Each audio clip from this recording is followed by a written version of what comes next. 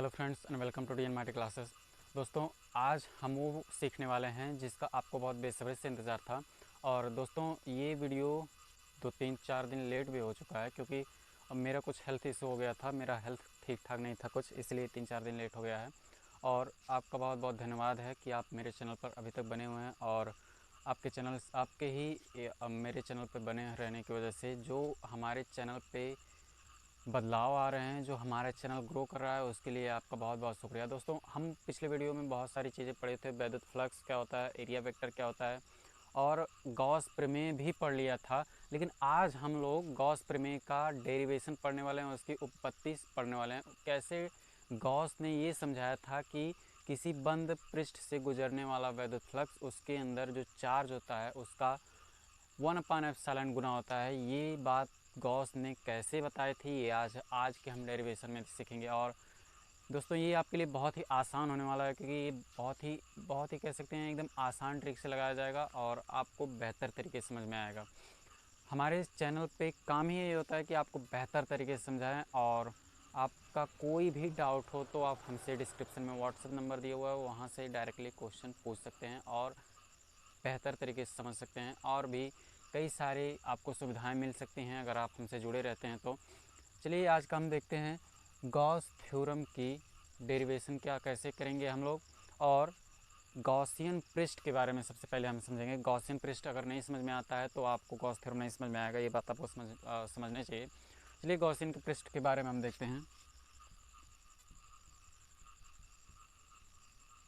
Gaussian पृष्ठ ये क्या होता है दोस्तों? हमने जब वैद्युत फ्लक्स के बारे में पढ़ा था तो एक ऐसी काल्पनिक पृष्ठ के बारे में, ऐसे जो कि चार्ज को ढक सके, बंद हो सके, ऐसे पृष्ठ के बारे में थोड़ा बहुत समझा था।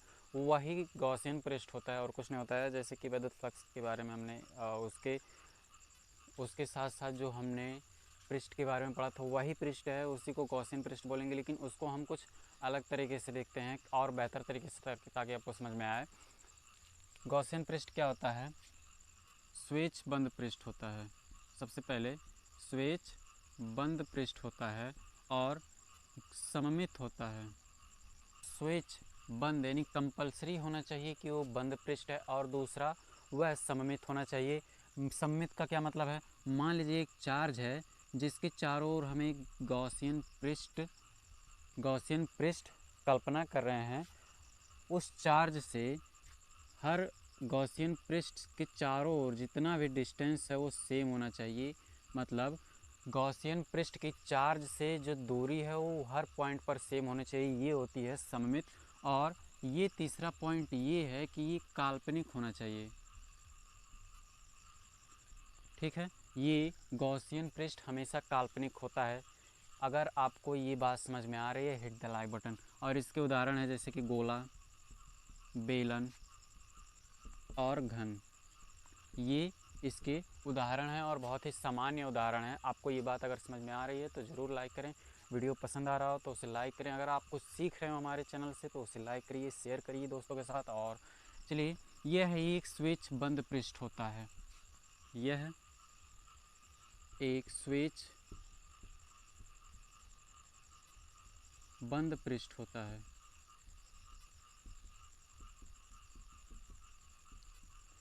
जिससे क्या होता है? अब बंद क्यों होना चाहिए? बंद इसलिए क्योंकि जो चार्ज उसके अंदर है, इस गोले के अंदर जो चार्ज है और जो गोले के बाहर चार्ज है, उसके लिए उसमें क्या डिफरेंस है? मतलब बाहर है उसमें और जो अंदर है उसमें जो डिफरेंस है उसको हम लोग समझने के लिए गॉसियन पृष्ठ की कल्पना करते हैं।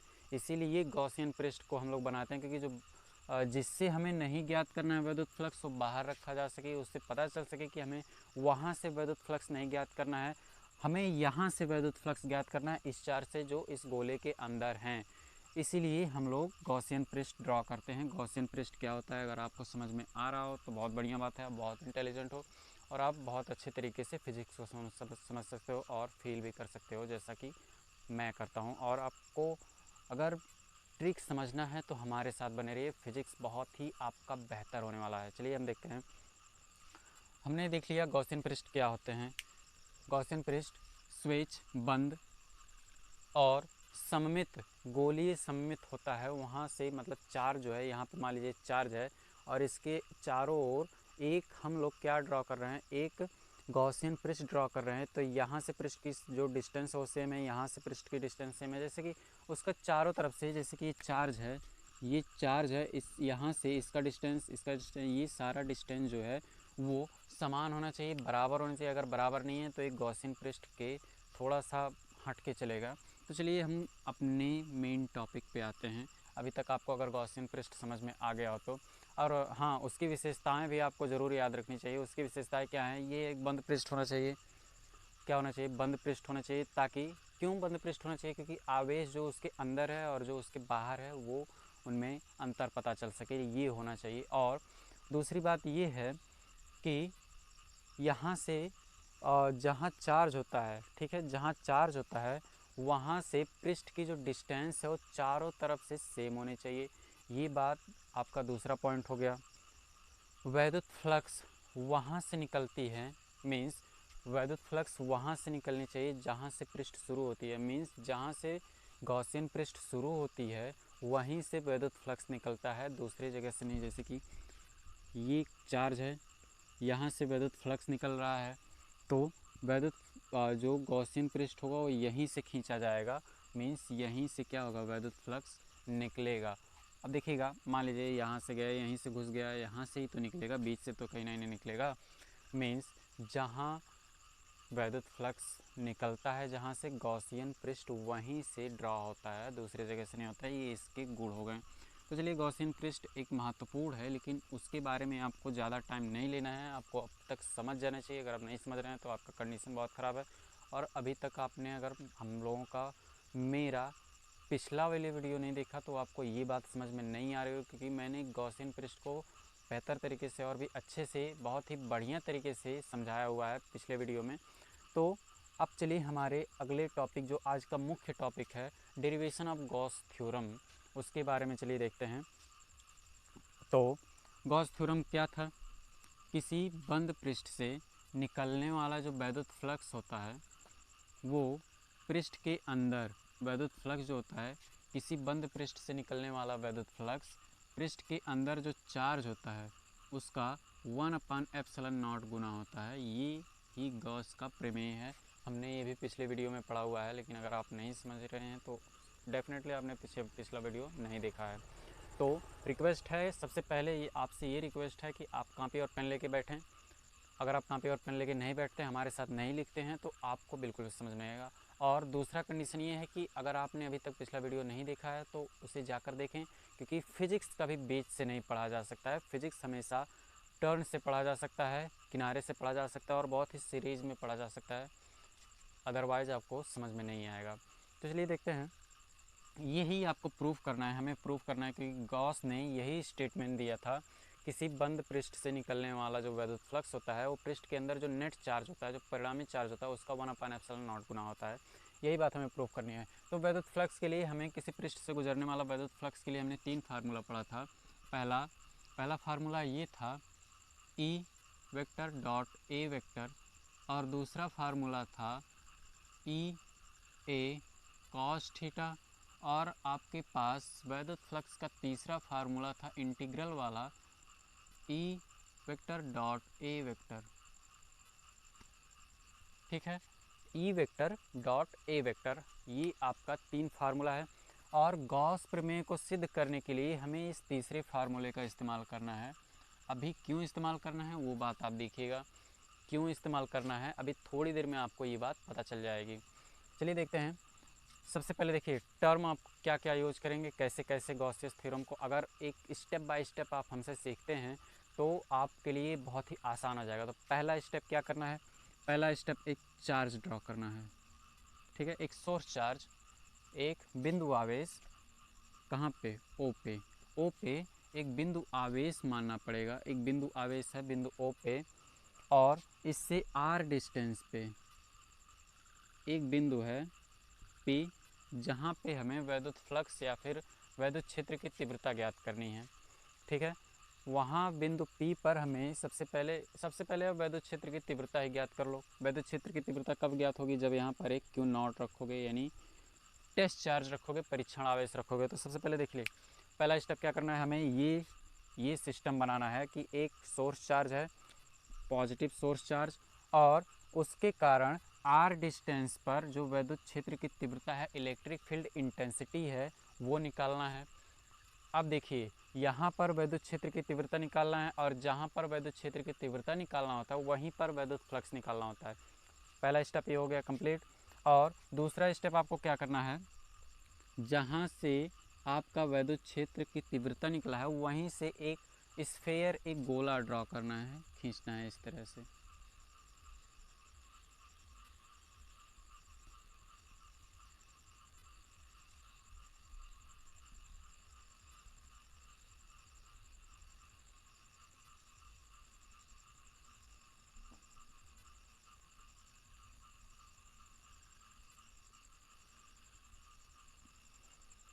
ये हो गया गोला, ठीक है। अब यहाँ पर आप पूरे गोले से वैद्युत फ्लक्स कैसे निकालेंगे,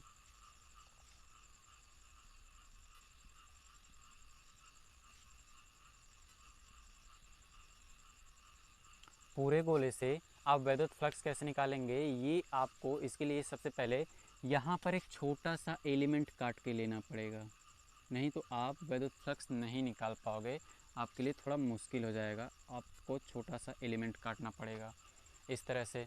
इस छोटे एलिमेंट को हम कैसे देखेंगे, इस छोटे एलिमेंट का जो एरिया होगा ये P है, इस छोटे एलिमेंट का जो एरिया होगा इसे हम DA से फाइंड आउट करेंगे, DA से डिनोट करेंगे।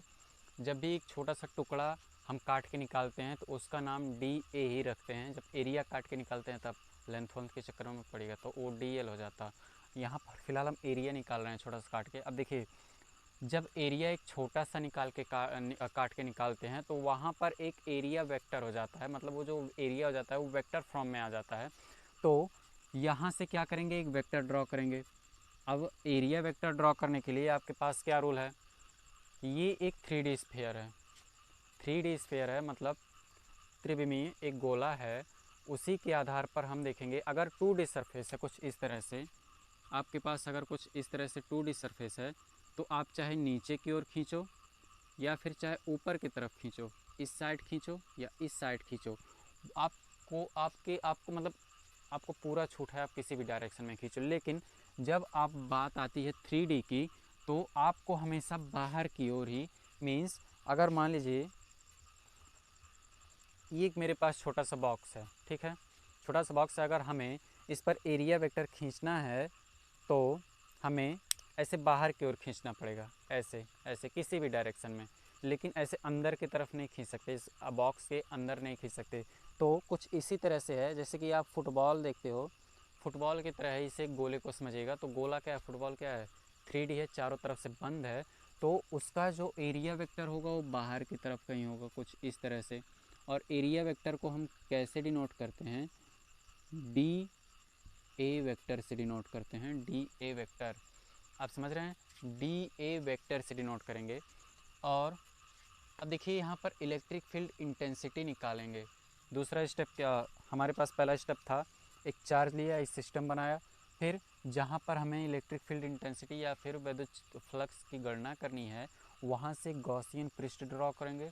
उस गॉसियन पृष्ठ में से दूसरा स्टेप अब देखिएगा, एक छोटा सा एलिमेंट काट के निकालेंगे, उस छोटे से एलिमेंट का नाम होगा DA, ठीक है, DA। और तीसरा स्टेप ये है कि आप एक एरिया वेक्टर खींचोगे उस छोटे से एलिमेंट में। तो हमने एरिया वेक्टर खींच लिया, ठीक है, एरिया वेक्टर खींच लिया। अब हम चलिए कुछ फार्मूलाज देखते हैं, इसी फार्मूले का यूज़ करते हैं। हम इसी फार्मूले का यूज़ क्यों करेंगे, क्योंकि इंटीग्रल का मतलब होता है एडिशन। अगर आपको मैथ नहीं आ रहा है तो हमारे भैया, हमारे इस चैनल पे जो हमारे भैया हैं दीनानाथ, उन्होंने अच्छे से इंटीग्रेशन को समझाया हुआ है। अगर आपका इंटीग्रेशन कमज़ोर है तो आप उनके वीडियोस देख सकते हैं, आपको अच्छे से समझ में आएगा। और इंटीग्रेशन अगर आपको आ गया मीन्स आप फोड़ डालोगे। तो इंटीग्रेशन का मतलब होता है क्या, इंटीग्रेशन का मतलब होता है सम ऑफ एनीथिंग, मतलब किसी भी चीज़ का किसी भी चीज़ का जोड़ना। तो अगर हम इस छोटे से एरिया का इंटीग्रल कर रहे हैं तो मतलब ऐसे छोटे छोटे कई सारे एरिया हैं जिनको हम जोड़ के ये स्फेयर बना रहे हैं, ऐसे छोटे छोटे कई सारे एरिया हैं जिनको हम जोड़ के स्फेयर बना रहे हैं, इसका मतलब यही हो गया। तो इंटीग्रल हम इसलिए यूज़ करेंगे क्योंकि हमें छोटे छोटे जो एरिया काट के हमने निकाले इनको जोड़ना है। जोड़ने के लिए हमें इंटीग्रेशन फार्मूला यूज़ करना पड़ेगा। तो इस छोटे से एलिमेंट से निकलने वाला वैद्युत फ्लक्स कितना होगा? चौथा स्टेप, छोटे से एलिमेंट से निकलने वाला वैद्युत फ्लक्स कितना होगा? इसको हम डी फाई से डिनोट करेंगे। क्यों डी फाई से? क्योंकि एक छोटा सा एलिमेंट काट के निकाला है, उस छोटे से एलिमेंट से ये छोटे से एलिमेंट से कितना वैद्युत फ्लक्स गुजर रहा है, ये बात हमें पता लगानी है। अब इसीलिए हमने इस यहाँ से गुजरने वाले जो वैद्युत फ्लक्स हैं उनको डी फाई से डिनोट किया है। ये कितना होंगे? ये होगा इंटीग्रेशन ऑफ ये होगा ई और डी ए वेक्टर। ये बात आपको समझ में आ गई? मीन्स हमने अभी तक तो हमने यही फार्मूला इस्तेमाल किया है। अब देखिएगा अब यहाँ धीरे धीरे कैसे यहाँ पर पहुँचते हैं। मेन फार्मूला तो यही वाला है। तो जो यहाँ पर छोटे टुकड़े से काट के निकालने पर जो वैद्युत फ्लक्स जा रहा था वो इतना है। अगर हमें पूरे गोले से वैद्युत फ्लक्स गुजरता हुआ हमें कैलकुलेट करना है तो इन छोटे छोटे टुकड़ों से निकलने वाला वैद्युत फ्लक्स क्या होगा, हमें इंटीग्रेट करना होगा। तो जो नेट वैद्युत फ्लक्स होगा, परिणामी वैद्युत फ्लक्स होगा, वो इंटीग्रल ऑफ डी फाई होगा, कुछ इस तरह से। तो इसका जब हम इंटीग्रल करेंगे तो ये इसका बराबर है, तो हम इसकी जगह पे लिख सकते हैं। तो ये हो जाएगा integral of E dot D A vector. हमने कहा था ना यही वाला फार्मूला इस्तेमाल करेंगे, हमने लीजिए वही वाला फार्मूला इस्तेमाल कर लिया। अब देखिए ये जब डॉट हटाएंगे तो हमें ये लिखना पड़ेगा E D A cos theta. Vector algebra अगर आपको नहीं आता है तो आप हमारे जो चैनल पे मैथ का क्लास है उसको सीख लीजिए। वेक्टर अलजेब्रा शुरू हो गया है ताकि आपको यहाँ से कोई समस्या ना हो। जब डॉट प्रोडक्ट होता है यहाँ से दो क्वांटिटीज़ के बीच से जब डॉट हटाते हैं तो कॉस थीटा लग जाता है यहाँ पर, कुछ इस तरह से। तो थीटा क्या है?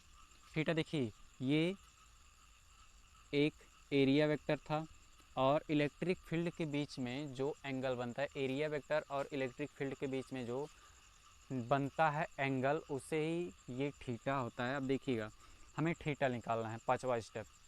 पाँचवा स्टेप हमें थीटा निकालना है। थीटा कैसे निकालेंगे?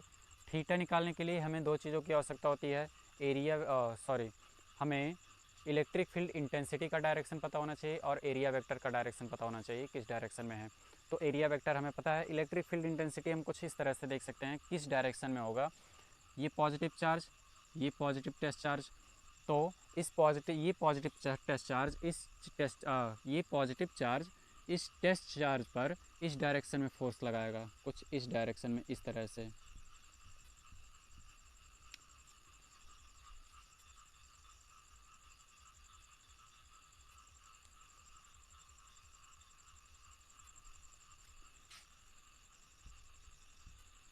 और जिस डायरेक्शन में ये वाला चार्ज जिस डायरेक्शन में इधर फोर्स लगा रहा है वही होगा इलेक्ट्रिक फील्ड इंटेंसिटी का डायरेक्शन।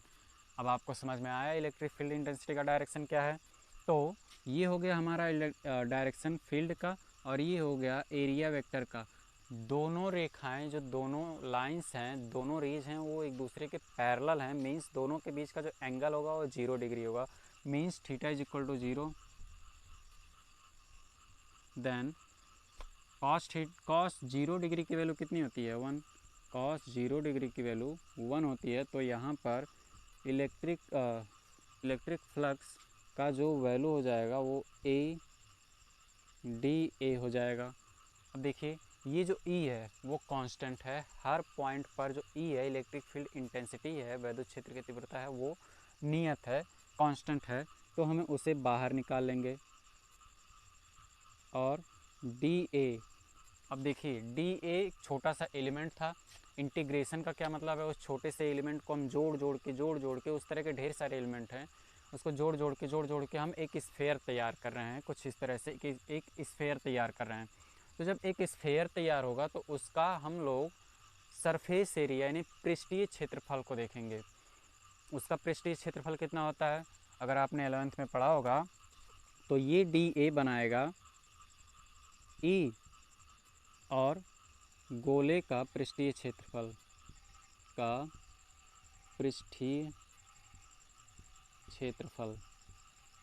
ये बनाएगा, गोले का पृष्ठीय क्षेत्रफल हो जाएगा। वो कितना होता है, गोले का पृष्ठीय क्षेत्रफल कितना होता है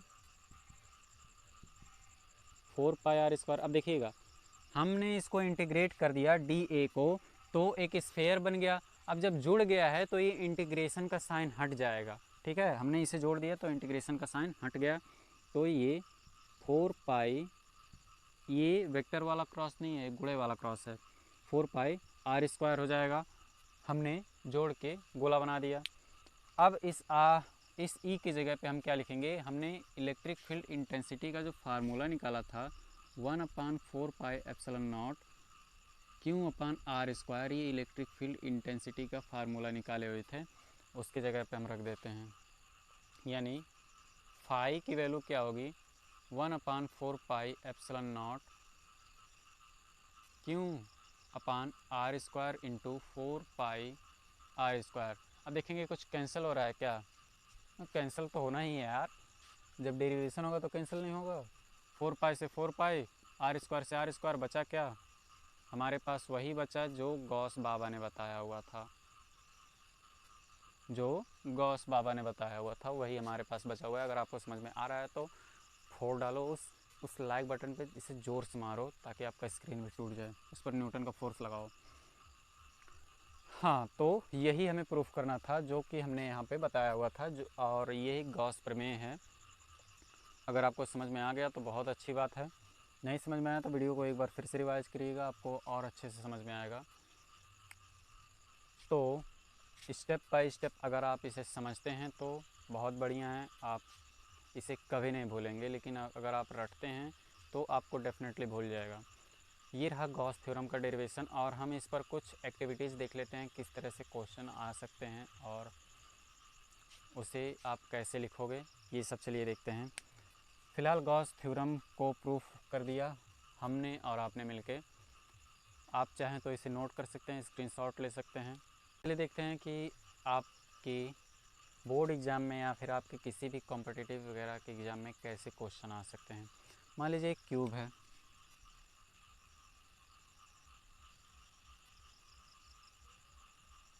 क्यूब या क्यूबॉइड कुछ भी हो, हमें बस मतलब है 3D फिगर से। उसके सेंटर पे कहीं पे एक चार्ज रखा हुआ है, तो वहाँ से जो इलेक्ट्रिक फील्ड गुजरेगा वो कितना होगा। तो हमने बताया ये एक बंद पृष्ठ है, गॉसियन पृष्ठ का काम करेगा। स्विच बंद पृष्ठ है तो गॉसियन पृष्ठ का काम करेगा। तो किसी बंद पृष्ठ से जो विद्युत फ्लक्स गुजरता है वो 1/ε0 क्यों होता है, मतलब उसके अंदर जो चार्ज होता है, ये चार्ज है, ठीक है, ये जो पॉइंट है वो चार्ज है।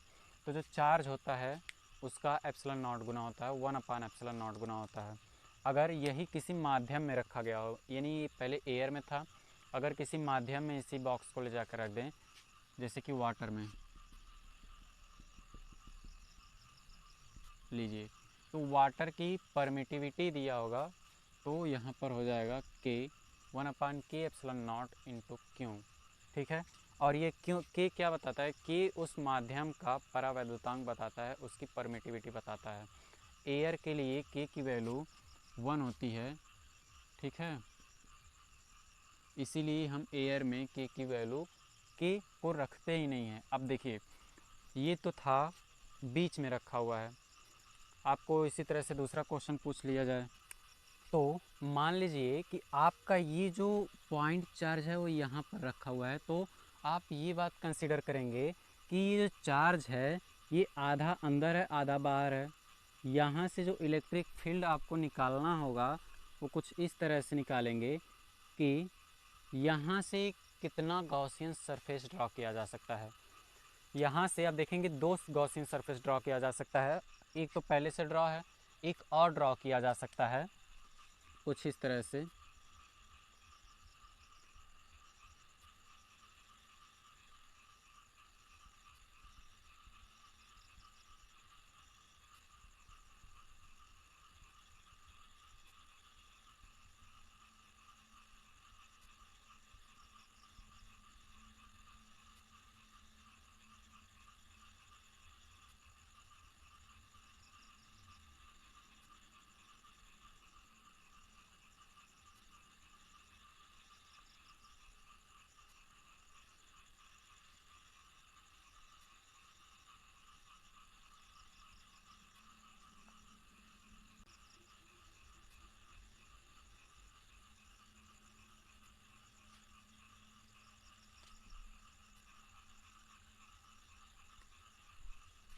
कुछ इस तरह से आप ड्रॉ कर सकते हैं। तो एक क्यूब यहाँ है, एक क्यूब यहाँ है, दोनों सरफेसेस के बीच में चार्ज होगा।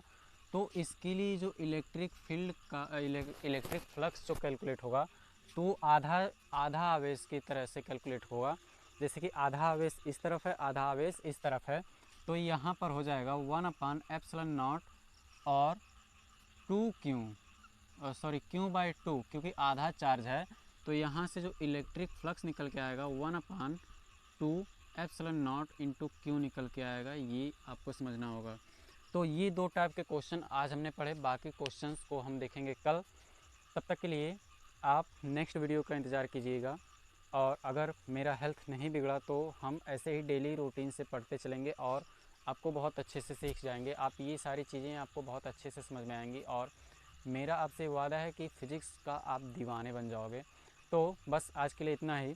और अगर वीडियो अच्छा लगा हो तो इसे लाइक करें, सब्सक्राइब करें, अगर नए हो तो, और अपने दोस्तों के साथ शेयर करें।